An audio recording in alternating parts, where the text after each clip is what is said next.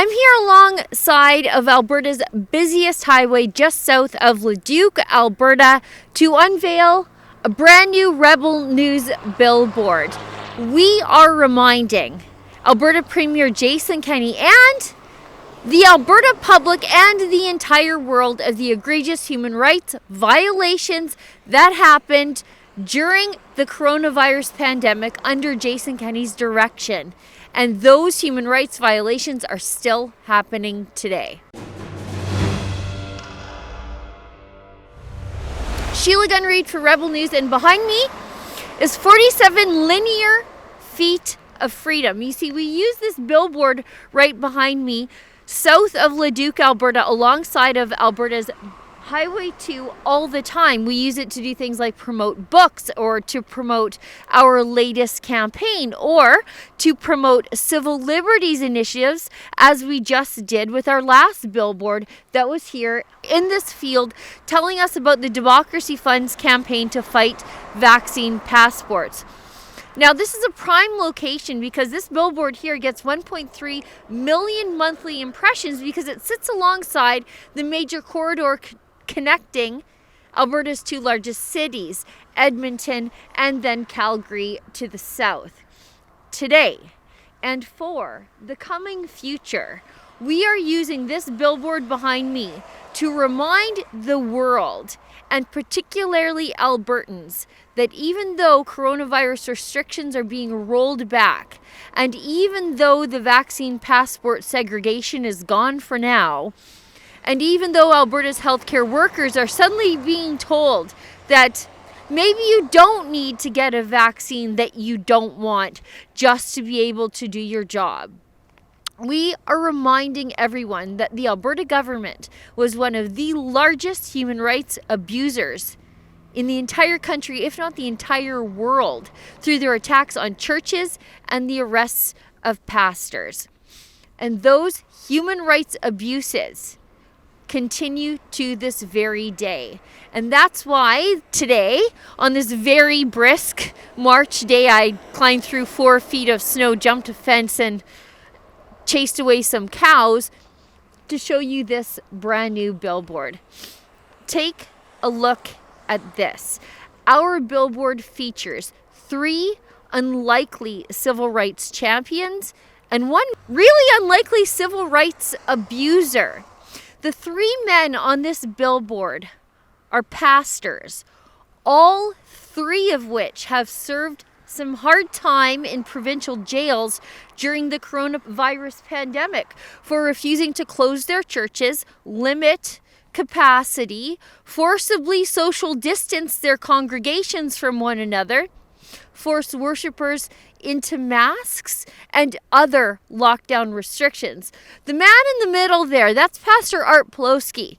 He's still in jail. He's actually the only person ever to be arrested and then charged and held under Alberta's Critical Infrastructure Defense Law.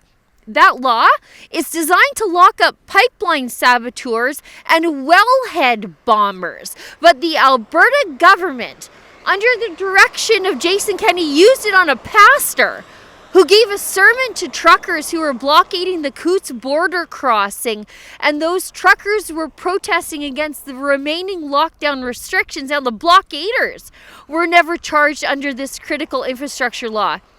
Just the pastor who told them to hold the line.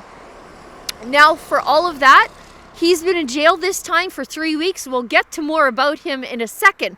But let's roll back the clock and talk about what's happened to these 3 men here in a province where the motto is strong and free. That man on the end, that's Pastor Tim Stevens. He refused to close his church and turn away worshipers to comply with an arbitrary rule that he said violated his religious freedom. Tim Stevens was arrested on separate occasions, including this absolutely gut-wrenching episode in front of his children at the hands of Calgary police last summer. Just take a look at this. Bye, Daddy. Bye, guys.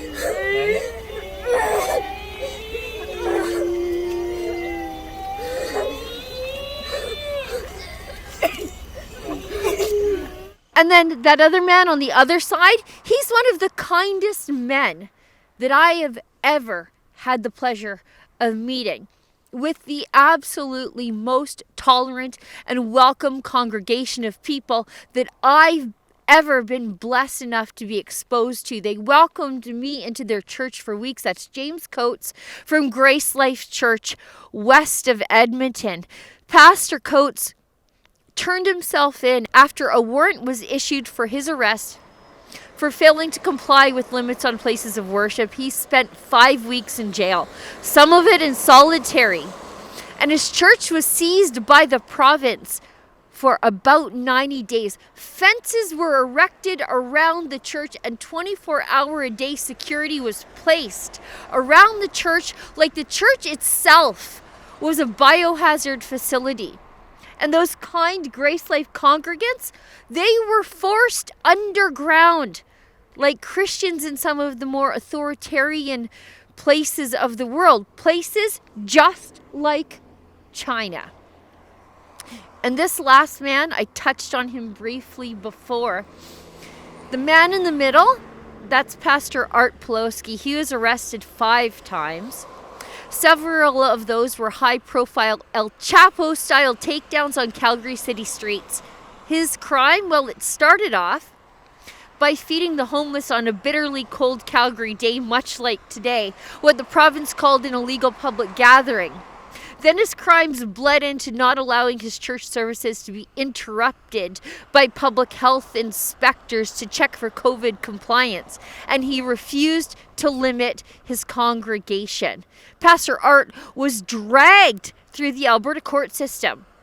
He was even issued a gag order, forced to renounce himself when he was found in contempt of a secret health court order.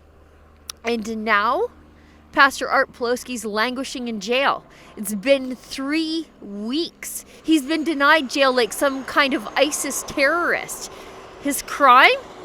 Showing moral and religious support to people fighting the lockdown through peaceful civil disobedience at the border. Now you can see all of Pastor Art's struggles with the law and the Alberta government, and you can support his fight against the Alberta government for his religious freedom and for yours and for free speech at savearter.com.